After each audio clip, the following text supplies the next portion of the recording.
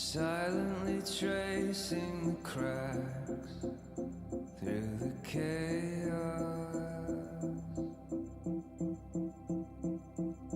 grieving what cannot come back, what's gone away, feeling the weight of the sorrow's night. You can't find your way through the black, so you pray for light. Oh.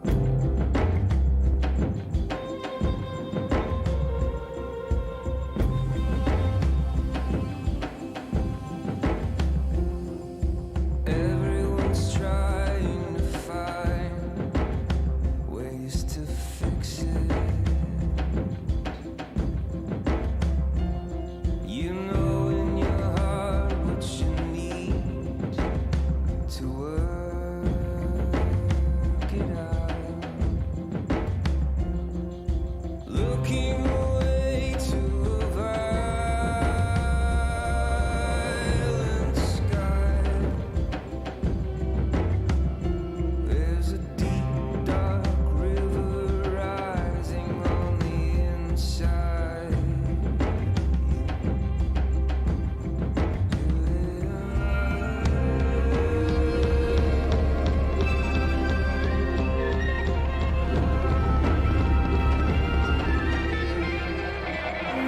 And you stand in the water with your arms crossed, groaning hallelujah.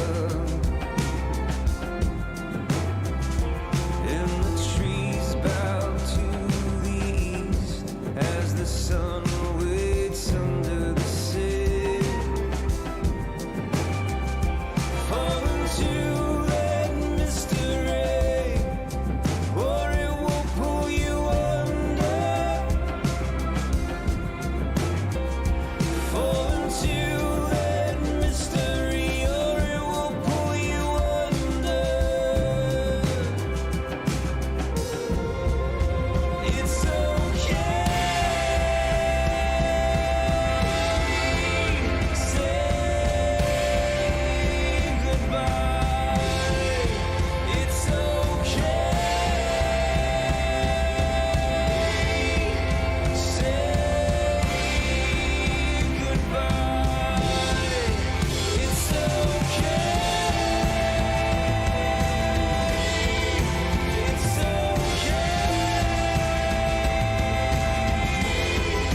It's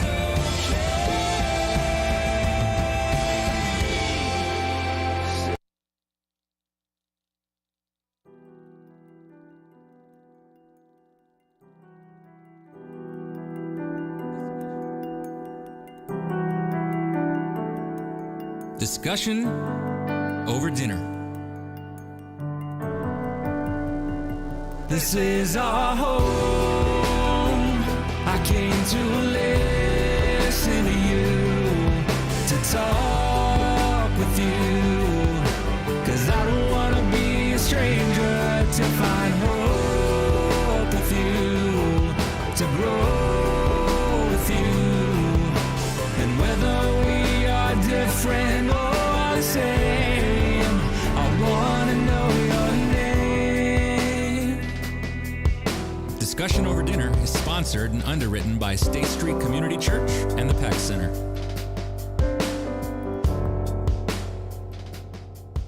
Welcome, everyone. So glad to have you here. Welcome to our first discussion over dinner of 2022. So glad to see your faces. Welcome to this topic today. We're going to be talking about eating disorders. It's a serious topic that I've been wanting to have for quite some time, because there are so many people that I talk to as a pastor in passing that are dealing with either some kind of shame or some kind of just guilt based on their connection and relationship with food, and they don't know how to talk about it. They don't know if anybody else is going through something similar. And one of the things we like to do with discussions over dinner is have conversations and put things in the open so that people know they're not alone. And so welcome to this. We're so glad to have you. We're so glad that you've decided to give up your Friday night for a good dinner and hopefully what will be a great conversation. Hey, can we give it up real quick for those who prepared our dinner? How was it? Yeah, thanks so much. They work really hard on that all day, and then again, make sure that we have enough and everything like that. So thank you to Joel. Thank you to Jason and Becky and Kathy for doing all of that. Thank you to Molly for getting all of our drinks, all that kind of stuff going on, and all of the people that make this event happen. We're just so grateful for you. We're going to continue to have these events more regularly now in 2022. I know the last 2 years have been a little hectic. We tried to do as many as we could when we'd have like a pocket of low transmission. But hopefully there'll be low transmission going forward, and we will be able to have more of these events because we really love having them. So again, so grateful that you're with us. If you are with us online, we're grateful for that as well. Can we put up the phone number for people to text us? So if you have a question for our panel and you're at home or here in the room, all you have to do is just text 219-690-8057. That's 219-690-8057. And that number there will come directly to me. I will ask the question, assuming that it's a good question. I will filter your questions, all right? So, but one of the goals of this is to put things out in the open. And sometimes we ask awkward questions. Sometimes we don't know the question to ask perfectly. And that's okay, because we have to talk about things. Sometimes in order to move forward, you have to be uncomfortable. You have to have the uncomfortable conversation in order to get to a better place going forward. So without further ado, let me introduce you to our panel tonight. Our first guest was diagnosed with anorexia exercise purge disorder in 2019, though the disease was around long before the diagnosis. She spent a lot of time with doctors diagnosing the symptoms brought on by her eating disorder and ignoring lots of warning signals. She entered a residential treatment facility in January of 2020 and left treatment just in time for the world to shut down due to COVID-19. With the support of her husband, family, and friends, she is now on the road to recovery. She wants to get the word out that the disease comes in all shapes and sizes. Your size does not define your health. And fat phobia is something we need to seriously address in our society. Please welcome Jessica Jensen. Our next guest is from South Bend, Indiana, where she lives with her husband and 3 elementary-age children. In 2018, after 2 decades of managing her eating disorder, Stephanie had a severe relapse that required her to go to residential treatment. Her kids were only 7, 5, and 3 at the time.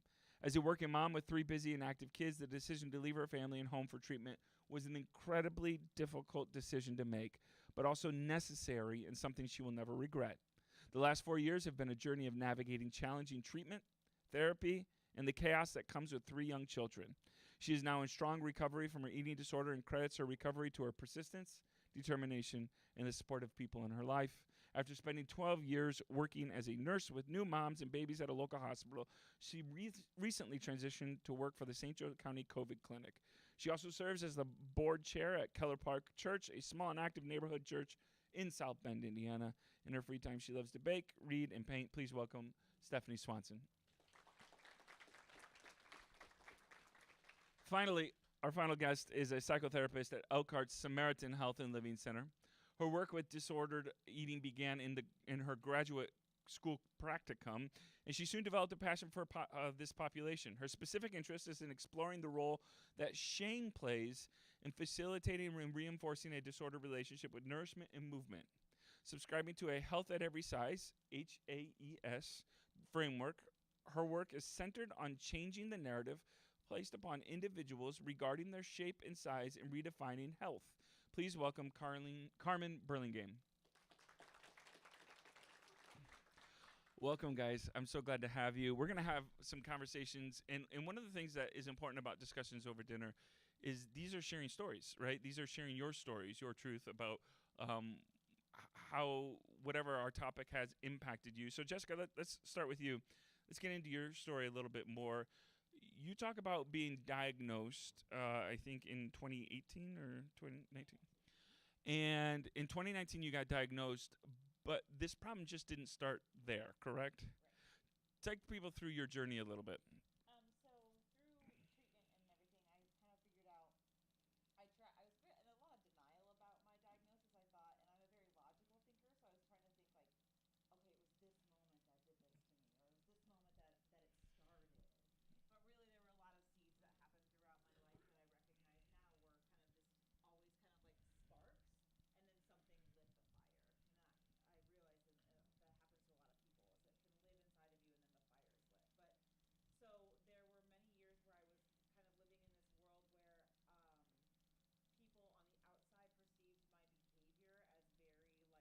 as very like health focused and very like um yeah, it was just a healthy behavior, like, oh, you're living this healthy lifestyle, when really I was just trying to like manage some really chaotic feelings inside of me through these behaviors that I had, and it just sort of spiraled out of control. And I had a lot, like I said in my thing, I had a lot of health issues that should have been massive like red flags to my health providers as I was going in, and like, and we're being fully honest, right? We're talking like real talk. Absolutely. Yeah, real talk here. So, Yep. just to put it out there, like I was going to doctors to talk about my health as a female, and I had been without a period for 7 years, and they were like, "Oh, that's just normal for an active person." Is it? No, it's Nah, it no. doesn't seem like it. It's I'm no doctor. yeah. So I'd be like, yeah, they'd be like, oh, well, you're just really active, so it's normal that would go away. And I think what I was doing is going to doctors and being like, somebody please tell me to stop or tell me that Yeah. something is wrong. I was like desperately seeking for somebody to uncover something that I was really not willing to dive into. So in 2019 is when I was going to see a registered dietitian to talk about just kind of getting my period back. That was like the basis level, and she was like, actually, what's happening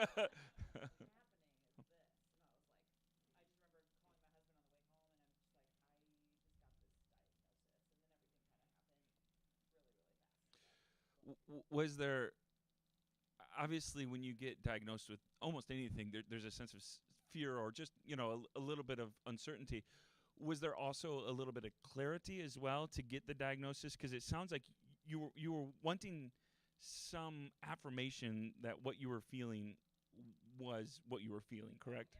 Yeah. I wanted somebody to tell me that, but I also didn't want anybody to change my behavior. So I was Sure. like, somebody tell me this, but also like don't tell me to stop what I'm doing. Yeah. Yeah. I'm not gonna do that, because I would go to these doctors and they'd be like, well, Jessica, you just need to eat a little more. I'm like, okay, I will do that. Yeah. Right. Wouldn't do it. Yeah. That was, yeah, it was just definitely seeking that, like, somebody tell me what I'm feeling, and other people around me are also Yep. sensing as well. Yep. So, Stephanie, tell us a little bit about your journey. Again, you made the difficult decision to go to treatment, and you had 3 kids at home, as you say in your biography. What precipitated you to finally say, "Okay, I want to actually take that step to go to treatment"? Yeah, I mean, that's the hardest decision I ever made. I mean, I struggled with an eating disorder since I was a teenager, but it was never diagnosed or talked about in my family. Um, and so I just kind of managed it. Like, it was always just a surface level, like, I'm not too sick, but I'm not having my eating disorder. And it was never talked about. And then things kind of were collapsing in with my family, my marriage. Everything was just kind of not working. And oftentimes that happens when you're focusing on your eating disorder and you can't connect with other people. And so I started going to therapy, and actually just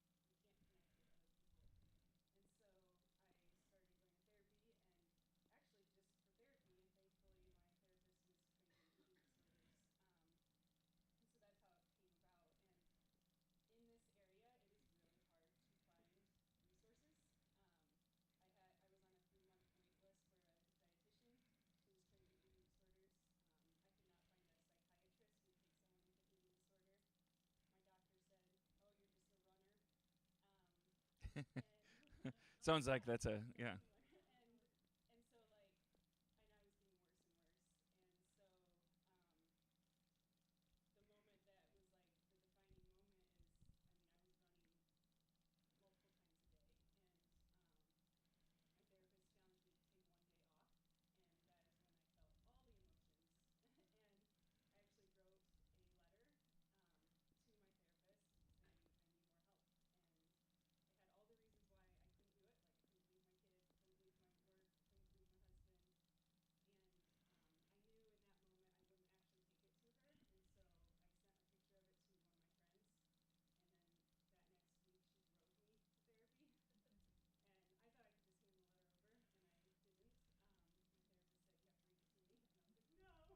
I did, and that was like the defining moment because hearing myself read it and say like I need help, and I mean at that point it was like it didn't matter. I was so disconnected from like even my kids, like it didn't matter if I had to leave because that was so big for me. One of the questions we received, Stephanie, about your journey specifically is, how has your role as a mom affected your journey with an eating disorder, and did you talk with your kids about it at the time? Yeah, I mean, I do think my kids have been my number one motivation for a long time. When I didn't want to fight for myself, I fought for them, and I definitely would say that's shifted, and I want to fight for myself now for recovery. But for that,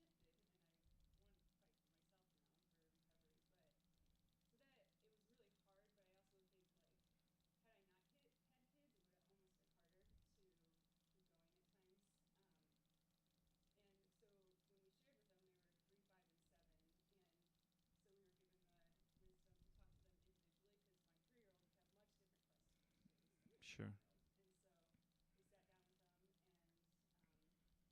with them, and I said that this was actually words from my therapist, like to tell them that I needed to work on my heart because they knew they wouldn't understand eating disorders. They're actually all here tonight, so they actually know a lot more about eating disorders, and we're really like I feel very passionate about making sure they know my journey because things like that were talked about when I was young. But so we shared individually with each of them, and then set up different ways that um, they could like have connection with me while I was gone because we didn't have our phones like other than like at certain times.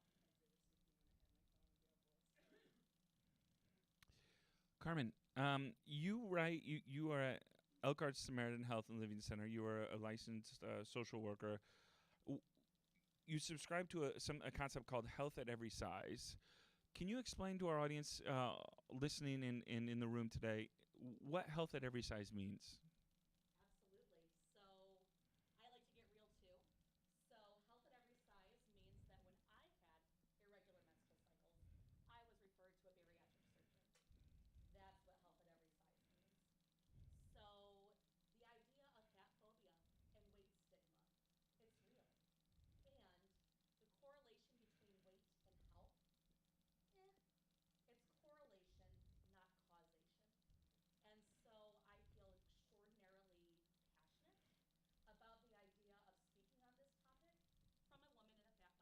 of speaking on this topic from a woman in a fat body. And so Health at Every Size tries to challenge the notion of diet culture myths, the things that are going to seem so normal, the healthy running, the things that people with eating disorders, some types of them, are applauded for. So Health at Every Size tries to tip some of those myths on their head. And as a clinician, it's interesting because sometimes we deal with different other disorders or different things. Dear friends of mine and family members are alcoholics, and one of the things we talk about is cutting alcohol out or something like this, right? It's a lot different with an eating disorder, right? So finding a healthy relationship with food. So explain to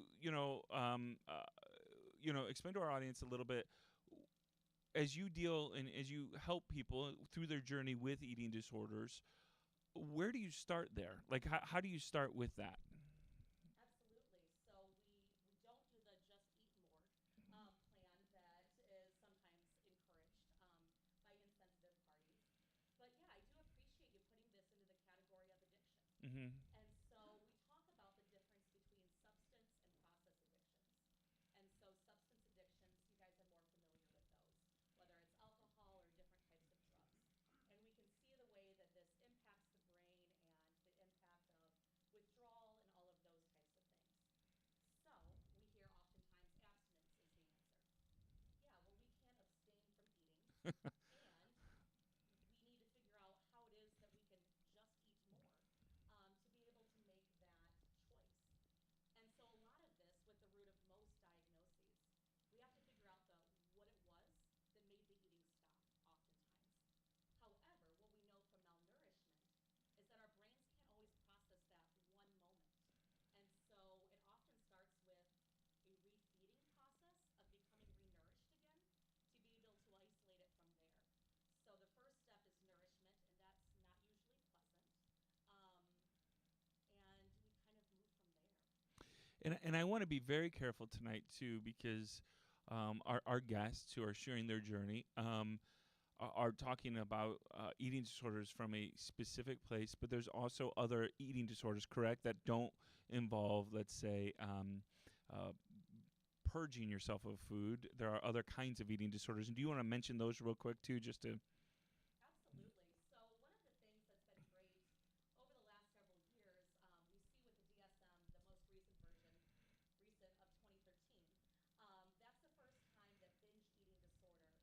first time that binge eating disorder made the criteria without a purging component. And so we finally had some words to go along with what happens when people actually lose time.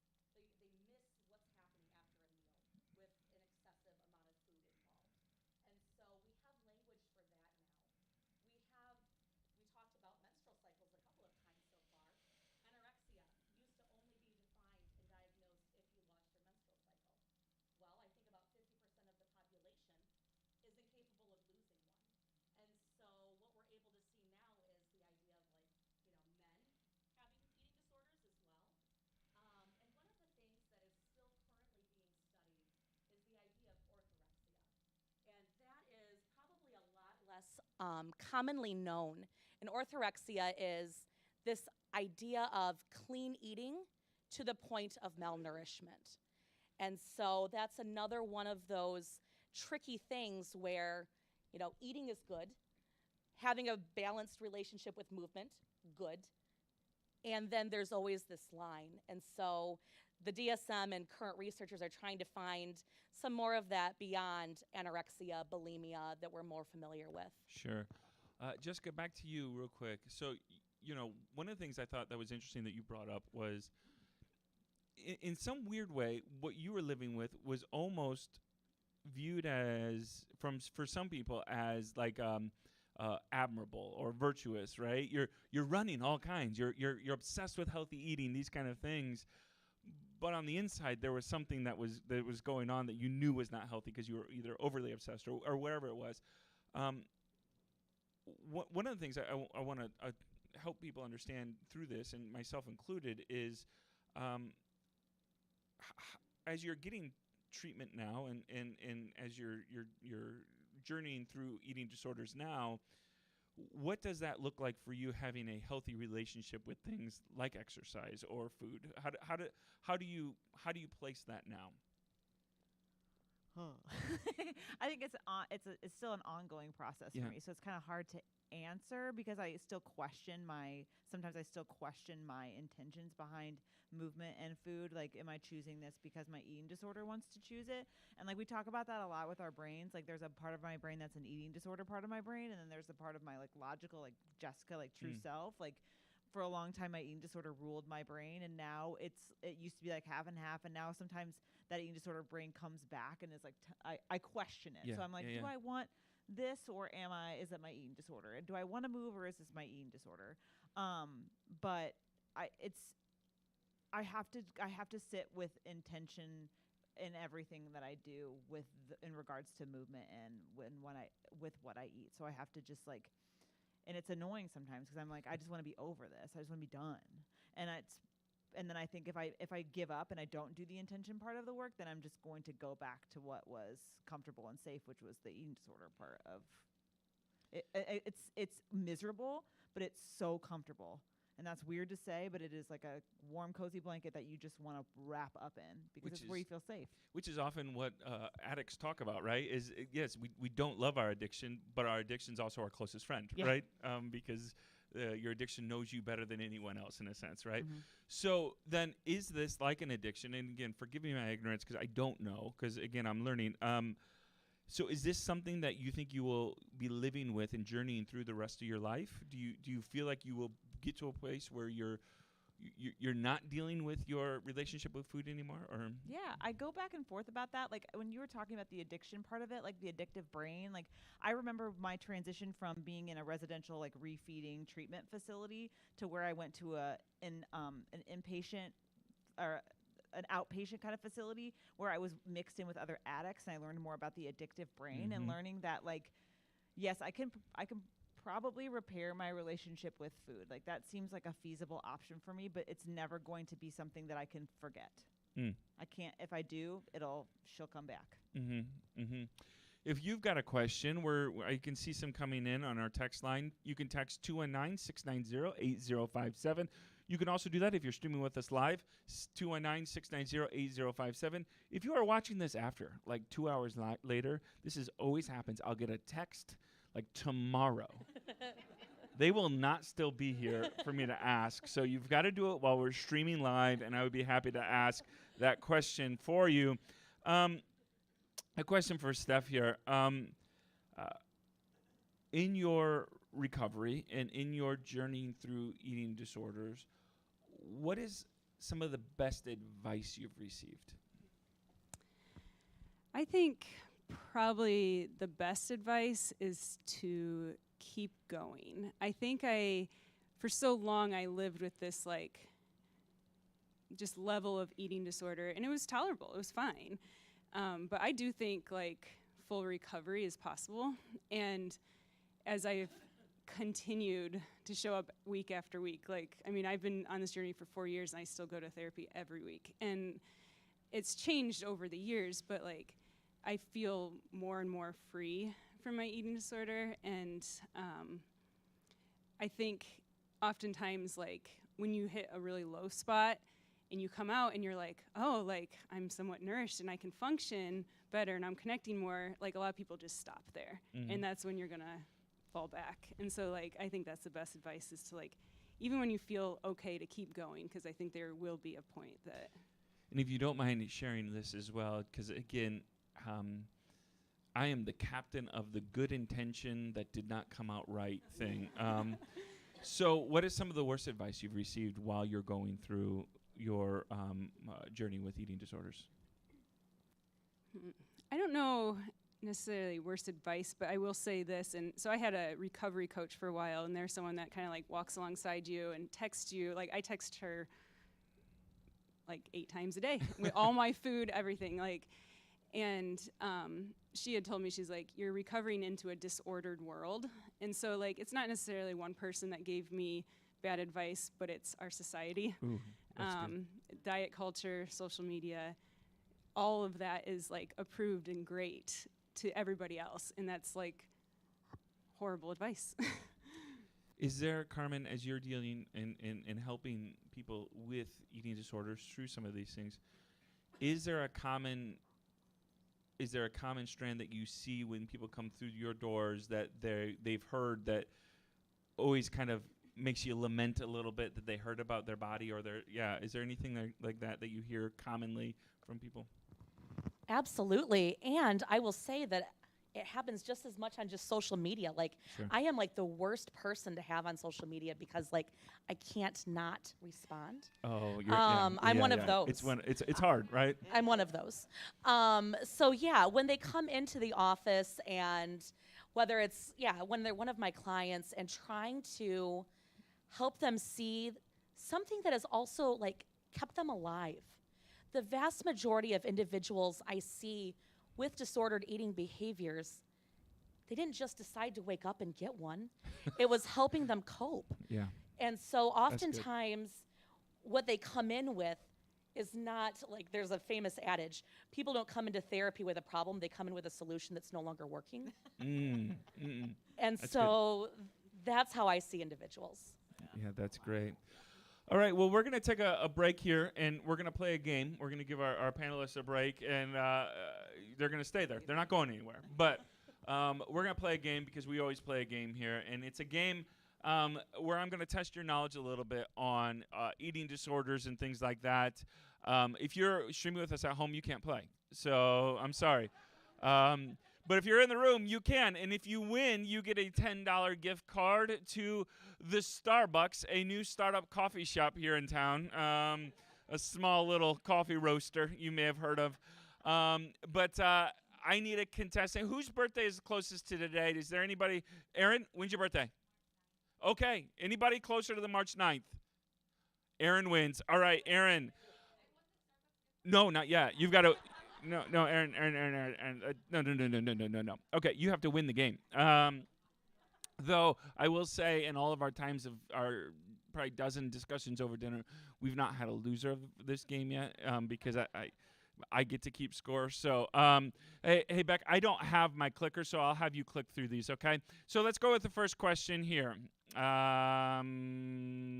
on, wait. It's there. It's coming. Oh, sorry. I was waiting. I'm watching for the back screen. I'm like, it's not there. All right. Which famous actor that starred in the 2009 smash hit G.I. Joe: The Rise of Cobra was diagnosed with anorexia nervosa and said this: "My arms were so skinny that I couldn't pull myself out of a pool. I'd look in the mirror and still see a 180-pound guy, even though I was 138 pounds. For many years, I was obsessed about what I was eating, how many calories it had, and how much exercise I'd have to do." Who was it? Yeah. I'm giving you a hint right there. Dennis? It's not Jack. It's Dennis. Yes. Congratulations. Go to the picture. Dennis Quaid. And I wanted to include that because there are many men as well that are dealing with eating disorders. And there is shame and there is guilt for every gender and every person. And sometimes I think we can falsely believe that eating disorders and a disordered relationship with food is only something that maybe women go through, or young women, or white middle-class women, and that is absolutely not true, and I wanted to make sure that we address that as well. All right, next question for Aaron. No, Aaron, no, this is the game. Sorry, this is the game. You had a birthday here, so which one of these behaviors may be a tell that someone is struggling with an eating disorder? Maybe, all right? Maybe. Eating in secret or leaving meals to go to the bathroom. Expressing guilt about eating habits. Constantly talking about weight or losing weight. Being overly and obsessively focused on eating healthy foods. Consistently skipping meals. Exercising excessively. Frequently checking the mirror or scale, or using dietary supplements or laxatives. Which one, Aaron? All of the above, correct. You did it. So far, this gift card's yours almost. Okay, let's do another one. How many Americans are believed to have an eating disorder currently? 5 million, 15 million, 30 million, or $1? I use this in our marketing. Yep.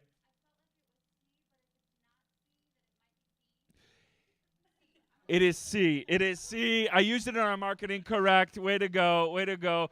I think I have one more question. This is the hard one. This all the marbles are on this one. Name 3 different types of eating disorders. That's correct. You got 3 of them. Yes, exactly. We would have also accepted other specified eating or feeding and eating disorders, OSFED, avoidant restrictive food intake disorder, rumination disorder, unspecified feeding or eating disorder. Hey, Aaron, you win. Congratulations.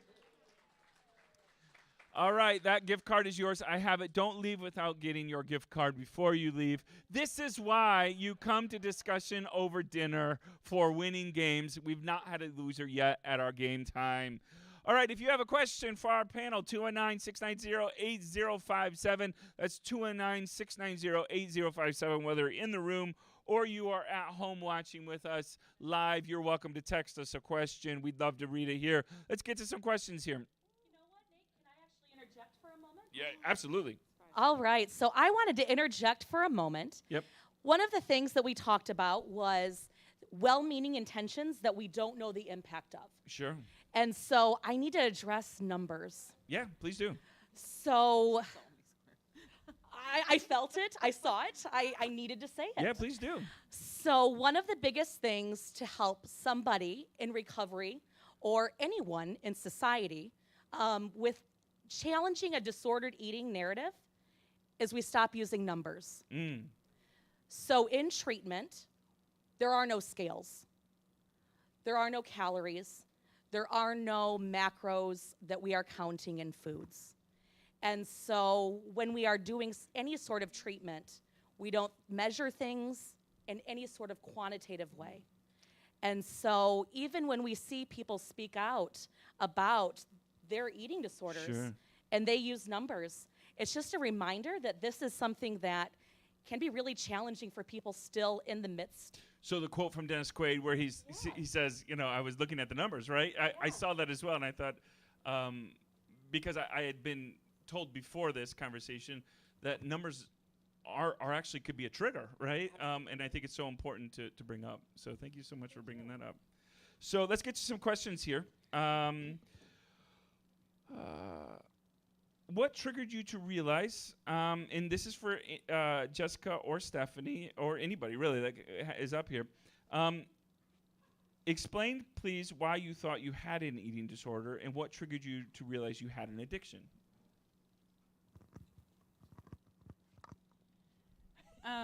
It's a broad question. But Yeah, I mean, I think I'm a nurse. I had medical knowledge, so I think that helped me know that I had an eating disorder, even though I didn't want to admit it. And even though I had a doctor tell me I, was fine.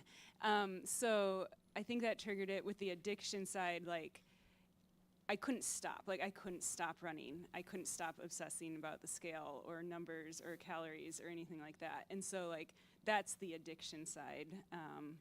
And then it wasn't so much I knew I had an eating disorder. It was acknowledging I needed the help for my eating disorder. That's a really interesting stuff. It's a multi-step thing, right? To admit that I have a eating disorder, and then the next step is saying, what am I going to do about that truth? Or okay, yeah. That's a really important truth, I think. Here's a question for people in OA, Overeaters Anonymous, and how they have that. Sorry, the question isn't grammatically correct, but let me work through it here. They have sponsors and meetings. Do you both go to meetings and sponsors, essentially? There is an Eating Disorder Anonymous group that I've attended before, but my form of meeting is my therapist, I'm and my team. So I meet with a registered dietitian and my therapist, and then there are occasionally I attend groups that are just open group discussions about kind of what everybody's been going through, and it's more life focus as opposed to just always focusing on the ED. It's what's life happening around with as you're managing the ED. So is the eating disorder, would you say, is a symptom of some other things as well going on? Because you say I don't always talk about the eating disorder, right? Uh-huh. So for you then, was the eating disorder a symptom of something else, or was the eating disorder impacting everything else in your life? I think what I've kind of figured out, I think, is I always said that my behaviors were used to manage my crazy, and I would say this because I was having a lot of anxiety and a lot of emotions. I was a very emotional person. And I remember one time somebody said to me, you never realize the impact of words until they're sitting with you for the rest of your life. Yeah. But somebody said to me, I'm an actor, so I'm in theater. And an acting teacher said to me, you need to run in order to be a good actor because you have to work off some of that excessive energy. And so I, from then on, thought I will never, ever be a good performer unless I run. I have to. And my parents back there can attest to it. They'd come and visit me to go see shows, and I'd be I'm so sorry, I have to go away and do this because otherwise I won't be good. And so it became this manager of these other things that I was told were bad. Yeah. So as you think through some of these things and you look, you process advice like that given to you, probably by a well-meaning person or somebody that doesn't. How do you process then? Do you get angry at advice you've received like that, or do you just chalk it up to they didn't know better? I mean, right? All of us are ignorant about certain things, right? Yeah. Yeah. And so, how do you process that? How do you not get angry, or do you just kind of give grace to that, or what? I got very angry, when I kind of went through the process. But I'm not angry at the person per se. I was. It was just directed in so many different ways. But what I realized is going to that person and trying to hash this out is not going to benefit me. What was I expecting to happen if I went to this person and said, "Why'd you tell me this many years ago that that running would make me a better actor? You've ruined my life." Yep. Right. I needed to unpack what that did internally for me. It's not on them, it's on me. So I just had to I had to let that anger go. Yeah, that's awesome. All right, so let's get to some more questions here. If you've got a question, 219-690-8057. You're welcome to text us here at Discussion Over Dinner, and I'd be happy to ask the panel your questions. And I'm so grateful for the panel for asking these questions, or for answering these questions. What is the relationship between an eating disorder and exercise? Who wants to answer? For me, exercise was a way to cope, to numb out all the emotions I had and didn't want to feel. I think there was a lot of things leading up to my eating disorder, even when I was a teenager, that like we didn't talk about emotions in my family. We didn't talk about like the death of my grandma or other things that had happened. And so like I didn't know how to cope. And so I realized, oh, when I run, I feel better, which, you know, is great until it becomes obsessive. And so, and even as an adult, I mean, there's just things in my life that were really hard, and that's how exercise played out for me. It was a numbing. Can I add on to Yeah, that? no, It's please like do. This is a totally conversation. it's so familiar to me because of just that feeling of like, there was, I don't know if you relate to this, Stephanie, but there was the only moment where my brain shut down is when I was running. Like it was just the only time where I felt as though I was not completely insane was when I was out there. And it was just like that. And that became the addiction, was just like, I don't know. So if you wanted to shut it off, I'm hearing you right, Mhm. Jessica, and correct me if I'm wrong here, but if you wanted to shut it off, or if that was the way to do it, It was right? it was like that regimented thing that was gonna keep me clear until Yep. the next time I could do it. Until the next time I could do it. And then, like, what you're doing is not enough, so you add on to it and add on and add on, and that's when it really becomes concerning. So, Carmen, this question is for you. So, what are some resources for people who think they may have an eating disorder but don't have access to therapy for whatever reason? Absolutely. And some of the challenge with that too is that not all therapists are going to have the same lens. I think that, Stephanie, you mentioned that you went to therapy and your therapist just happened to also be an eating disorder therapist. And I think that part is challenging because there are several therapists that don't really touch this with a 10-foot pole. And that is because eating disorders have the highest mortality rate of any mental illness, period. And so oftentimes the therapist isn't going to be the first one to catch it. It may be a doctor, hopefully. It may be a medical provider, and maybe not. And so if somebody is out there kind of wondering, what is this? If you have a good relationship with your primary care doctor, I do think that is a good place to start, because the reality is that you're going to need lab work. You're going to need a lot of other referrals. Unfortunately, to be able to see like a psychiatrist, you need a primary care doctor to refer you. If you're going to see a dietitian, you need your primary care doctor to refer you.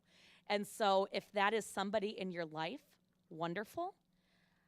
But finding somebody, as you guys have talked about, like it's the secrecy, it's the hiddenness.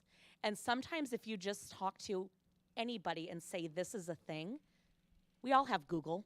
We'll find our way to someone. I think it's just saying something to the first person. Yeah, and that's, again, why we want to have these conversations here, these community conversations, because the thing that breaks my heart is when people suffer in silence and suffer alone, whether it's eating disorders or something else. Please know, if you're watching this or in this room, whatever you're going through, I can guarantee you're probably not the only one going through it. And that's not to minimize what you're going through. Hopefully that gives you enough hope to say, maybe there's a community for you as well to get treatment or to get help or to find companionship. So, Carmen, I want to real quick segue, not too far away, but this is maybe a thing for me in therapy, because this has been so important for me. Can you talk a little bit about being a therapist? That I know people that go to therapists and they meet one time, they don't resonate with their therapist and they give up on it. With therapy and with finding a therapist, sometimes it can take a while, right? Absolutely. So my spiel, I always say, treat me like you're starting a new Netflix show. The first episode's the pilot episode. It's awkward, it's clunky. We don't really know who the characters are or if they're going to be funny. And funny is the most important ingredient of a good therapist. So sense of humor must first come. After you've established that, then you need to see if the rapport feels good. There are some people who don't want to see a man because, and there are some people who don't want to see. I don't blame them, but Right. For obvious reasons. And so there might be a variety of factors that help you get in the door. But I think right now, some of the mental health shortage of professionals, I think people sometimes feel like, okay, I found a therapist.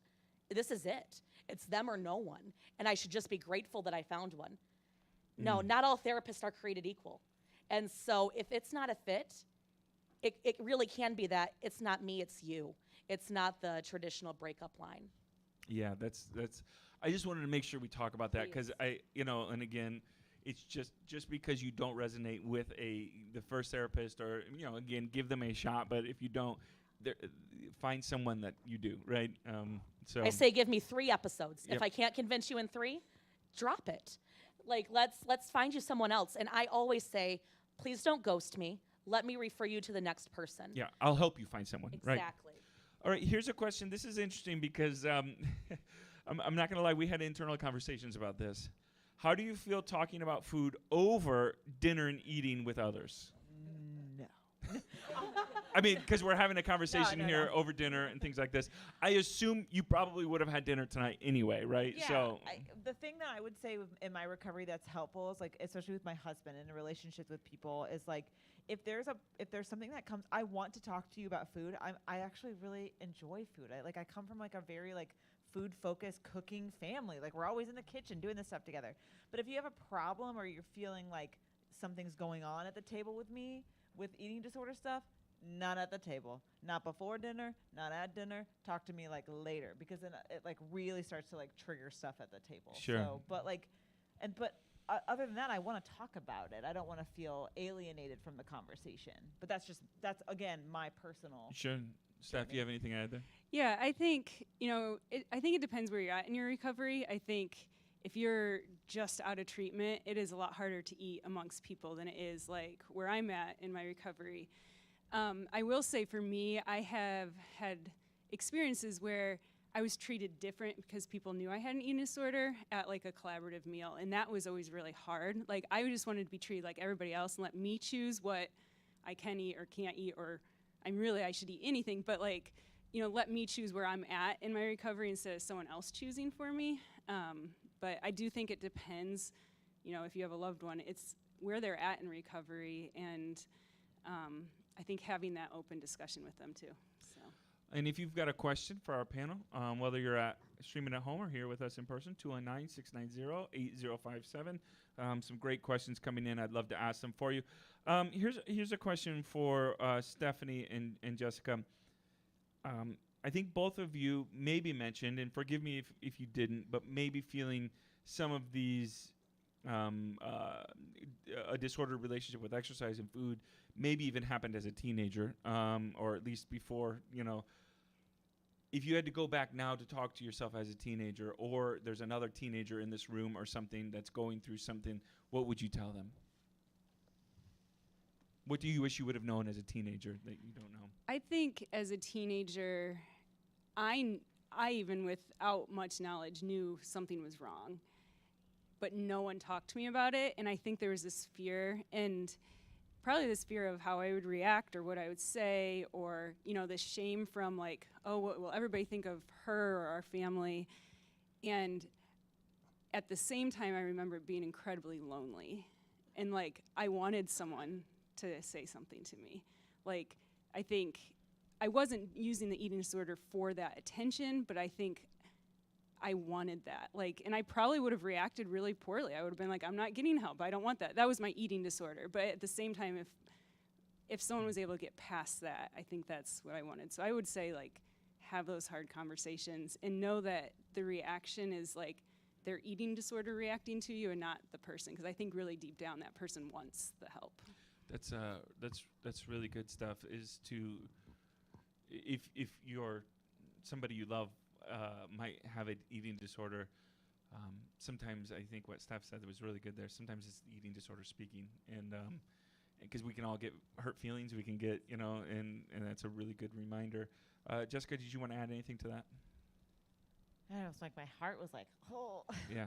I think that something I think about as a teenager is because my eating disorder behaviors, like thoughts of these things, appeared at a young age, but my behaviors did not get triggered until later. But I just remember feeling as though like I had to have external validation of my body and myself in order to feel any value, especially, I mean, coming from somebody who dreamed of being a performer and doing theater and acting and stuff, but that's not just isolated to that. We're constantly told that our value is in an external thing and that our body in some way defines us. And like, and it wasn't somebody who said that to me. It was just messages like constantly being shoved at me. And I wish somebody would have been like, yeah, you know, you don't have to listen to that. But like, we weren't thinking that way. It's nobody's fault. But just like, I just wish I could have told that person back then, like, don't think that the kind of actor or the kind of person or whatever performer you want to be has anything to do with your external world, that you can be successful as just yourself. Carmen, we had somebody text in Overeaters Anonymous. And again, I want to make sure we give enough time for other eating disorders as well. Can you explain a little bit about, we mentioned, I think, binge eating, these kind of things. Can you explain a little bit about what that is and how you've seen that play out in people's lives? Absolutely. I'm really glad you rounded back to that. I will be honest, in terms of Overeaters Anonymous, tends to be a pretty shaming organization. The idea being that there is something wrong with you and that you need to do less of it. The 12-step programs are so helpful for so many people. They provide all sorts of camaraderie and support. And I think one of the 4th steps of the program is admitting all of your flaws, admitting the things that aren't good about you. I don't know anybody who needs to believe less of themselves. And so one of the things that I also really try and reframe is the idea of emotional eating. All eating is emotional. I hope that when you go home for Christmas and you have your grandmother's apple pie, you have a smile. You have some association that's emotional to do with the food. And so in terms of overeating and binge eating, absolutely, we can have too much of a good thing. That's the same thing with any sort of obsessive behavior. Our problem becomes when we only have one tool in our toolbox. And so that's where I see some of the overeating and binge eating. We're using it for a purpose. And so I do hope there's a positive feeling after Little League going to get the ice cream cone. So yeah, I tend to stray away from like those overeaters that say that there is something wrong with you. So, and again, I try to put my ignorance out there and admit that right away. And so please do correct me if I'm wrong. One of the things I think as a clinician, if I'm hearing you right, is not to get everyone to this level playing field. It's to get a right relationship with food again, right? Is that what I'm hearing you say? Absolutely, yeah. That there is no good food or bad food, no healthy or unhealthy food. Food is neutral. Food might make us happy. Food might have any sort of relationship. And our goal isn't to try and change that. We want the relationship with food to just be food sometimes. It can be any of those things. But yeah, we're not trying to standardize a body size or shape. We're trying to allow diversity to exist as it does. Thank you so much for saying that. Let's get back to some of your questions. 219-690-8057. Here's one. I missed the first part, but if any were struggling with an eating disorder during pregnancy, how did you navigate that? So that was a very interesting little journey that I was on. So I went into treatment in 2020 in January and left like right before COVID kind of took over our lives. And then I, through some act of something, got pregnant after being without, like I said, without a period for like 7 years.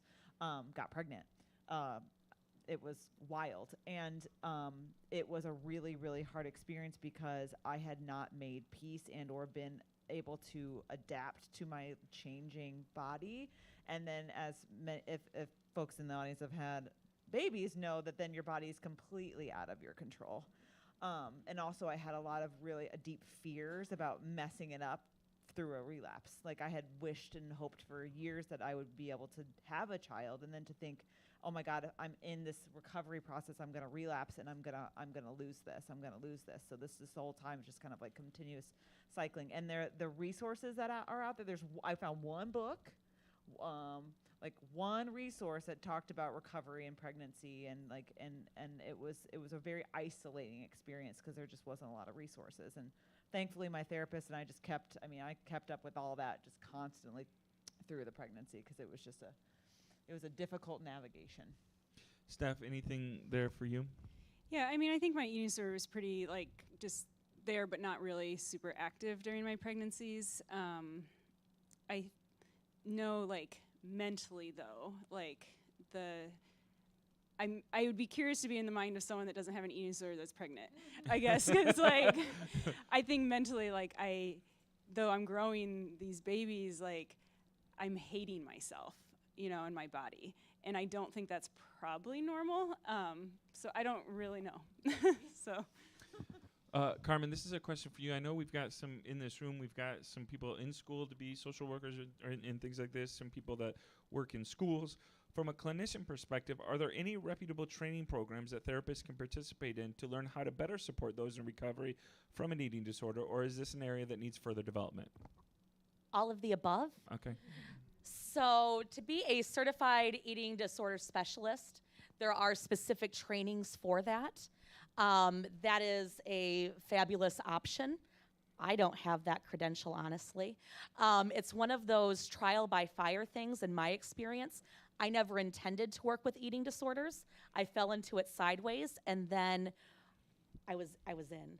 And so I think that one of the best things that we could do is, as a graduate student, seeking a practicum or an internship experience where you might be able to work with that population.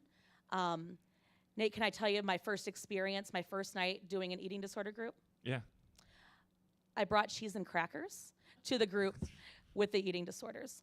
And I got permission from the other therapist, the real therapist, because we had talked about this. And I said, well, I've been working all day. I need to nourish my body in order to be like alert for this group, which was true. And they'd never met me before. And it was a little not good for all of them to just, bring that into their treatment space. Yeah. And they've been very graceful. They never kicked me out. So I think that for aspiring clinicians, getting to know people who are doing this, getting into the community, working with those populations, it's going to be more than what you're going to get from a textbook. All right. Thank you so much for that. If you've got a question, 219-690-8057. What do you suggest to make sure eating disordered thinking doesn't become an eating disorder? Well, Go ahead. Yeah. I was like, crickets. Yeah. I think that it's the same thing of like, in terms of diversifying your toolbox. So are we all going to have disordered eating and disordered thinking around food and exercise? Absolutely. Do I have some times where I might have an extra beverage of sorts? Yes. And I don't struggle with alcoholism. So my struggle could be different than someone else's. And so if you notice some of these behaviors, talk about it early. If you're still at a place where you can talk about it, try to get it out. Try and surround yourself with others who will try and get you away from some of the diet culture talk. Finding your people. I don't know.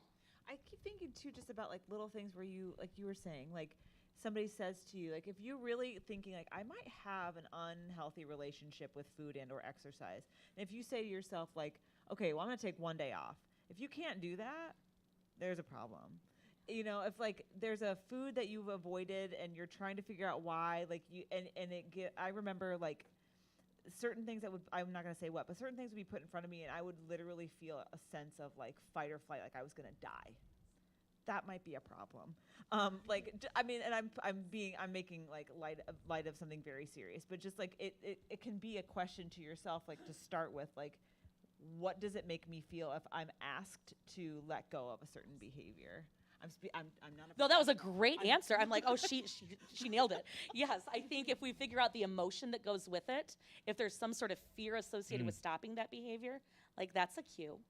Yeah. The two of you, I think, Jessica, if I'm right, you did go to inpatient treatment as well. Is that right? I did residential. Residential. Yes. Okay. So, how did residential treatment help you, and what happens in residential treatment that's different? Oh, okay. So it's really like you have no control over anything anymore is what happens. So you walk, like I remember calling my parents being, this is not for me. I have to get out of here. Because it's just so uncomfortable. Because what happens really is like you're giving over to the treatment in a place where you have really limited options to say, I don't want to do this. Like, you know, when I was doing kind of like the back and forth dietitian / therapist stuff, I went home and I made my decisions. This place did not offer me that, and I knew that I couldn't like make my own decisions anymore. So this place offers you a safe space to fail big and to emote big and to have the resources at your fingertips when you are confronted with everything you've been trying to avoid. So was there an initial, when you get there, was it an initial kind of rage, like this is not for me, or was it? Oh, like, for sure. Like okay. I was just crying and calling everybody like I'm not this sick. I'm not one of these sick people. yeah. Like I just like this is a hospital and it's not for me. Like, and my husband and my parents still laugh at like Jessica called us and told us she wanted to leave. And we had to like all talk and like say no, you can't leave. But what it really does is like we were explaining it before. It's like it's the renourishment phase, and so you're really forced to confront all of like your worst nightmare. Stephanie, was your process through that very similar, or? Yeah, I mean, it was definitely a shock to the system. Like, you have no control over anything. Like, food is put in front of you and you have to finish it. You don't have any autonomy, like, even in the bathrooms. Like, it strips you of everything. Like I said, I didn't have my cell phone. I couldn't call my family. And yeah, I think it was exactly what I needed and everything I hated, like, at the time. And now I look back at it and, like, I wanted to leave. And my situation was a little different because we didn't have insurance that covered. And so I had a very limited time. And, like, what you do is you have residential and you step down to what's called PHP. So you have a little more autonomy and stuff, but you're still, like, in a treatment facility. And then you step down to IOP, which is outpatient, and that's usually just a few days a week. And we didn't have the resources for that. And so I had to try to do what they were telling me, but also advocate and say, I don't have this much money. Like, and treatment is very expensive. And it's a privilege. Like, I also often wrestle with the thought, like, it was a privilege for me to be able to be there. And so I skipped a step. I went from residential to intensive outpatient. And again, in this area, there just isn't much. I drove from South Bend to Fort Wayne 3 days a week to get the treatment I needed because I couldn't stay at residential anymore because I couldn't afford it, and there wasn't anything where I live. So, Your quote there, I want to point out that I thought was really. It was everything you hated, but everything you needed. Is that what Yeah. that was good. So let's get to some more of your questions. The number is 219-690-8057. You would think I'd have that memorized by now. All right, the last 2 years, my teenage son lost a significant amount of weight, was working out excessively, was in denial.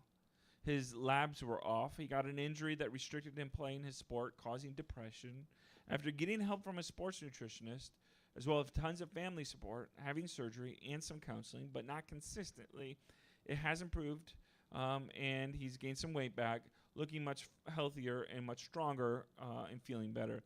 As a mother, I'm fearful that the fire might be reignited, as Jessica stated. Do you have any advice to help reduce that risk? I was just thinking to myself, and as not a professional, but also just as thinking like that we need to address, it sounds like more of the internal things that are happening. Like he may seem or appear to be one thing, perhaps there needs to be more internal work done. Like that's just kind of what comes to me is like he looks healthy, he is, but that, like we've said, like the outside doesn't necessarily always indicate what's on the inside. But that's just kind of the first thing that I was Yeah. thinking about when you guys. Steph, anything to add there? Yeah, I think, hearing that word healthy, that is like a horrible thing to tell people that have an eating disorder, because oftentimes we are looking, quote, healthier to society standards, and we're inwardly still struggling just as bad, if not worse. And so I would say consistent, like, wraparound services of a registered dietitian that's educating eating disorders. There is a difference. A therapist, and a psychiatrist if needed, and a doctor, like, no matter what that person looks like, because you have to address everything.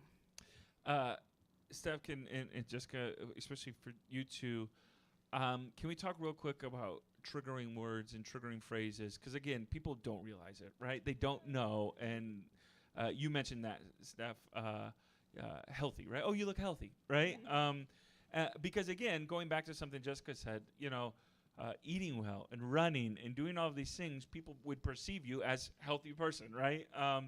And so it can be kind of triggering, because people told me I was healthy before, right? And so what are some of the things that you would say if you suspect someone going through an eating disorder, maybe you shouldn't say, or just think about these words, because they might not be as helpful as you think they are? If you have knowledge, knowing that, I think just eliminating talk about like moral values of food, good, bad, and what have you. And I think that's something that I had to learn too as somebody in recovery, and it really depends on where you are on your journey. I don't know how to like help people around me understand like that sometimes being triggered is something I have to look internally inside of myself and understand why, and not punish the outside world for triggering me. Like I have to look and see like, why did that trigger me? It's not your responsibility to put me in a bubble. I don't want to be in a bubble. But it took me a long time to realize, like, it's not your job to protect me. It's my job to understand what is wrong and like figure that out internally. But And like, there's that weird thing, though, as somebody that loves someone that goes through an eating disorder, you also don't want to, Because the rules have changed. Like I would tell my parents and my in-laws, like, okay, guys, I don't want to talk about food. I don't want to do this. I don't want to do that. But like that has evolved a lot. Like as I've gone through recovery, I don't want to not talk about food with people. I don't want to be isolated from certain events and things like that, when maybe at my first part of recovery I needed that, but it's so complicated. It's so complicated because it's different for everybody. Somebody may be triggered by one thing and not by another. I think we just need to come into conversations with love and care and empathy and kind of willingness to learn and unlearn all the stuff that society throws at us that can be triggering to anybody. Anything to add, Stephanie and Carmen? Yeah, I think just that you're probably not going to get it right, especially if the person's really deep in their eating disorder. They're not going to like anything you say. And it's not them, it's their eating disorder that doesn't. But like back to like the triggering things, numbers are just off the table, like Carmen said. Even to like the extent of like talking about like, hey, I ran so many miles. Like just don't bring it up to people. Like it doesn't even have to be with somebody with an eating disorder. Like let's just not talk about it. Like so. This is a question for you, Jessica. Being an actor, how did you cope with acting in your addiction?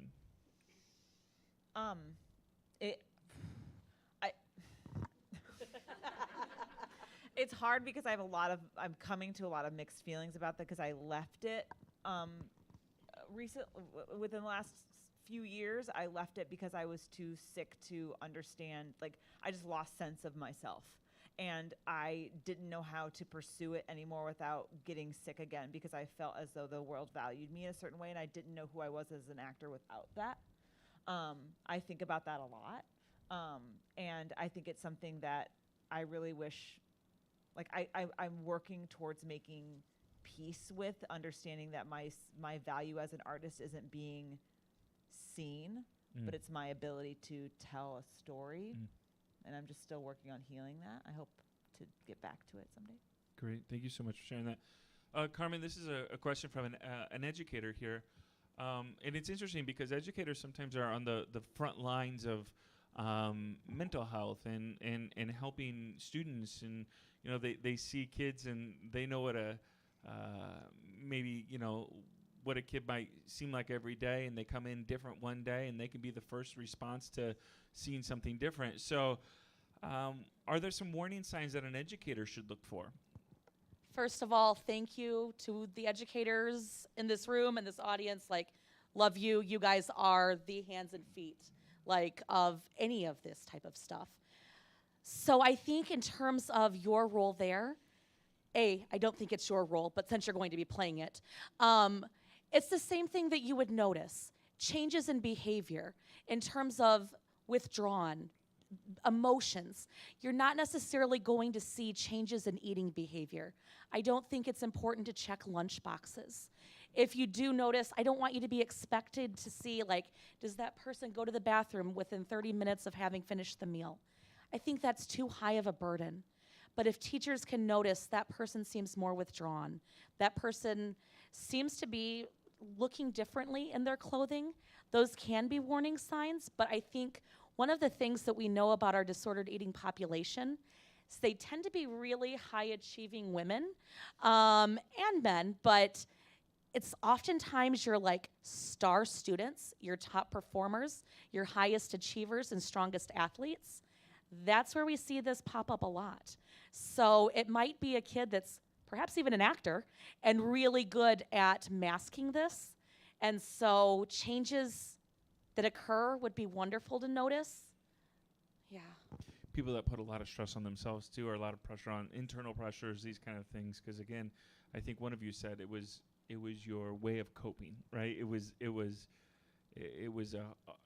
the way to treat whatever it was within you that you didn't want other people to know. So here's a question, and anybody on the panel can ask this. Maybe Carmen, you might have more expertise in this, but are eating disorders environmental or genetic?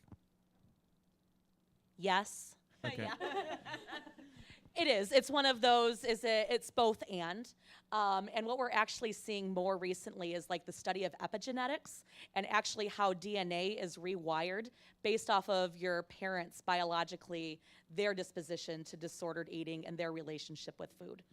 So is it things that is biological in nature? For sure. Is it environmental? Yes. Do you guys know a question here that came in? Did the pandemic, and again, this isn't maybe specifically for you, but as you are involved with maybe the eating disorder community or things like this, has the pandemic affected people with eating disorders poorly, or has it been even harder during the pandemic? It's a weird situation in my case because I left treatment when the world had shut down. Yeah. And I feel as though if that, for some reason, and this is a weird perspective, but if that hadn't have happened, I would not have been able to focus on my recovery, and I might not be here today. I was able to have somebody there with me. Like, my husband was home with me the whole time. I had like literally just left, so I like jumping right back into work may have, I don't know, but there's something about it that I would feel as though like helped me because I was able to focus on my recovery. Now, I don't think that that is the case for everybody in this and within COVID and everything. Yeah, Steph, you can add anything to that too. I mean, I guess it probably just, like you guys have mentioned before, it depends on the person, right? Yeah, I think it depends on the person. I mean, I've seen statistics out there that, eating disorders have been on the rise because of the pandemic. I think for me, it actually made me slow down my life enough that I started really getting to the root of my eating disorder, which is like different places where I needed to start putting boundaries in my life and different things I needed to work through in therapy. And so it wasn't like so much about working on the eating disorder, but I was able to like pause and like really kind of reevaluate. So for me, it was helpful, but I definitely know that's not the case for everyone. I think one of the benefits, and we've seen this in so many different ways with how our lives have had to evolve with technology. And so both of these women have shared going from residential treatment where they are monitored all of the time for everything. And then hopefully there's several step downs until they're back home in their environment. But one of the things that I've seen a lot more are virtual intensive outpatient programs. And so IOP is typically 3 days a week in person. But they had to be more creative during the pandemic. And so one of the things that's really beneficial from that is they have to practice it in their environment. And so I think that in some ways, eating disorders can be cured or controlled or somehow changed when they're in a controlled setting. But when they're at home, that's when like the rubber meets the road. And so virtual IOP options, this recovery coach stuff, that was before the pandemic, I believe. But I think these efforts have really come forward in a way we've had to be creative. I think that's a benefit. Yeah, absolutely. Here's a question again for Carmen about something you said earlier about compulsive overeating. She says, this person, I don't know who it is, but how can compulsive overeating be considered not as serious, quote unquote, because emotional connections to food are things we need to feel. But when attending Overeaters Anonymous, you finally feel that you belong and struggle with everything that is written in step 1 in the 12 steps. What is the opinion as to why Overeaters Anonymous is shameful but can make someone finally feel a sense of belonging and support? I think community is everything. That's one of the reasons why I said yes to Nate's invitation for the panel. So I think that oftentimes the first time you set foot into a room with other people who can say me too, I think that power is more important than any curriculum that's going to be there. So my opinion would be that feeling of connection and closeness is from having others say me too, not so much as the curriculum itself. So I think that, yeah, if there is a place that you find people who get it, please get it. Yeah, sometimes we can't let perfect be the enemy of good here, right? You know, so if this is the best, precisely. You know. All right. We just got a couple minutes left. Couple questions here. I want to thank you so much for participating in this. If you've got a question, just a couple minutes left, and we'll let you go. What advice would you give for those that lived your situation with you, that would help them better understand what you have gone through and what you continue to deal with? Living with ED did help me. I don't know if that's a book or something. It's in quotations, Living with ED. So what advice, both of you guys have family members here, and to give, I didn't want to say this at the beginning, to give, show my cards a little bit. Stephanie, I've known for many years because she's my best friend's wife, and roommate, my first love, Ashley Swanson. But you both have family members here, and you both talked about your husbands, these kind of things. You've got a child now. You've got 3 beautiful kids. What advice, I'm going to repeat the question, would you give for those that lived your situation with you that would help them better understand what you've gone through and what you continue to deal with? I would say that it's ever evolving, and that if there's ever a moment where you're wondering, how can I help you in this moment? How are things? Just ask and just listen. And it might be different than it was yesterday or last week or last month or last year. It's because it's constantly evolving, and you're processing things differently, and you're on this different journey in your recovery. Like I said before, I may not have wanted to engage and talk about food, but now I don't want to be isolated from that. And I think it's hard for people to understand that. I mean, everybody evolves, and our minds and our perspectives change constantly. And that's how I'm feeling on my recovery road too. Is I want people to be okay when it changes.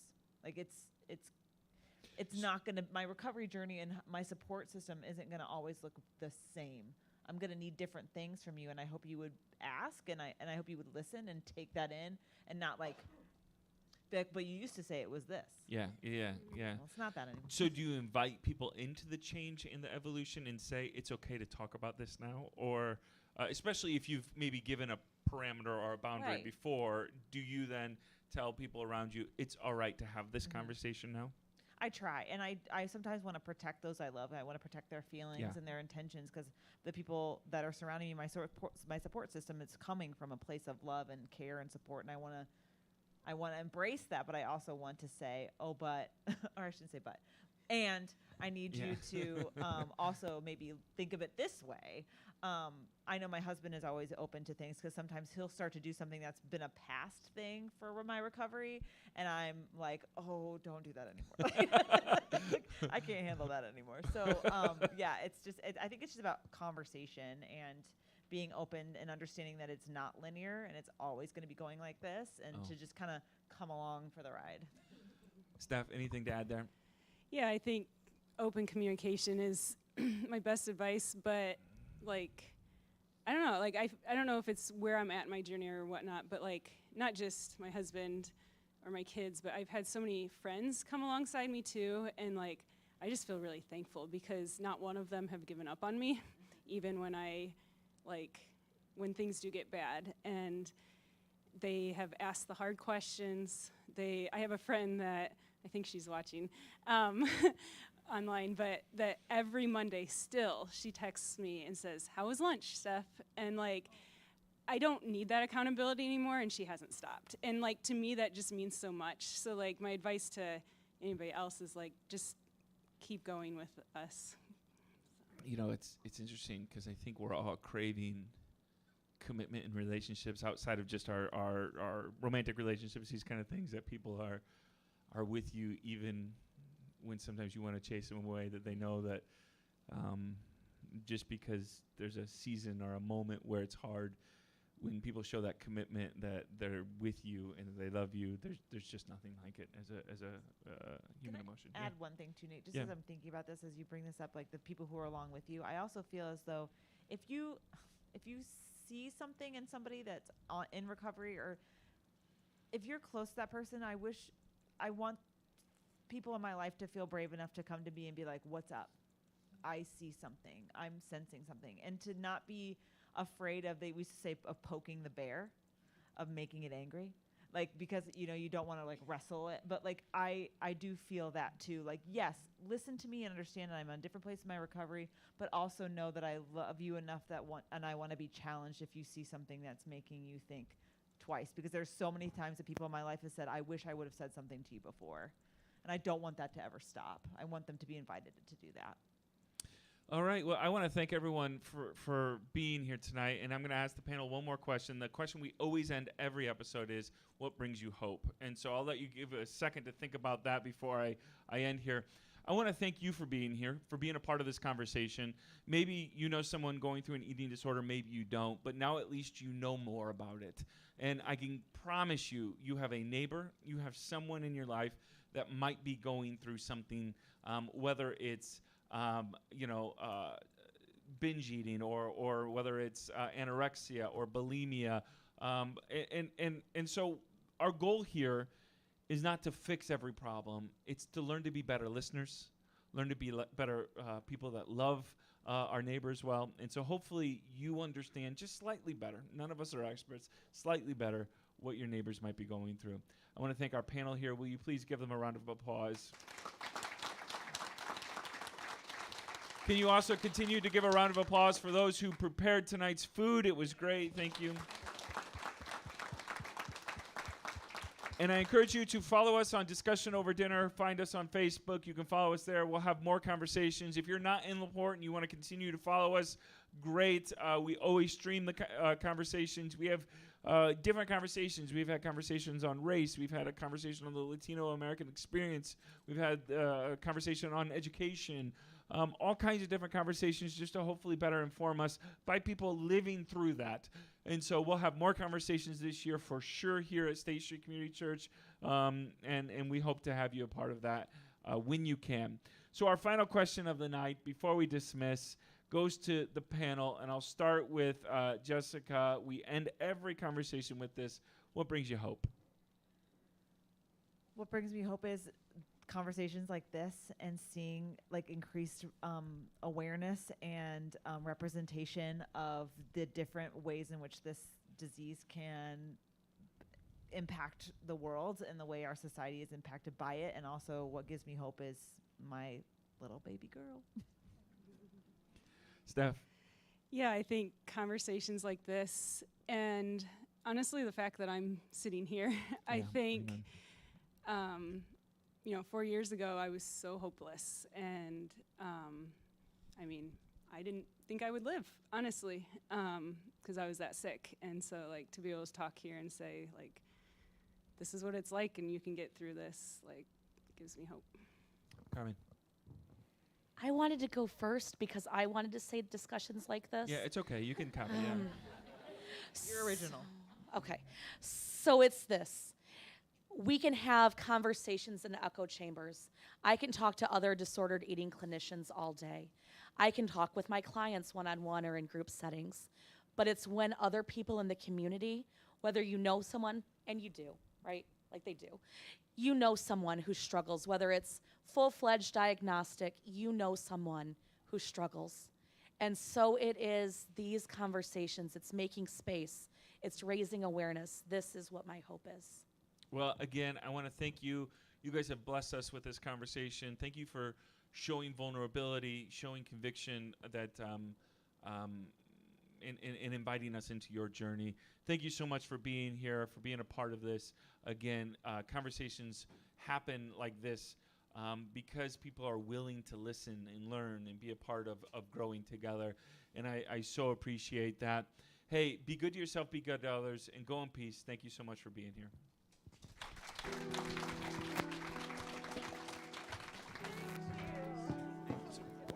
Discussion over dinner. This is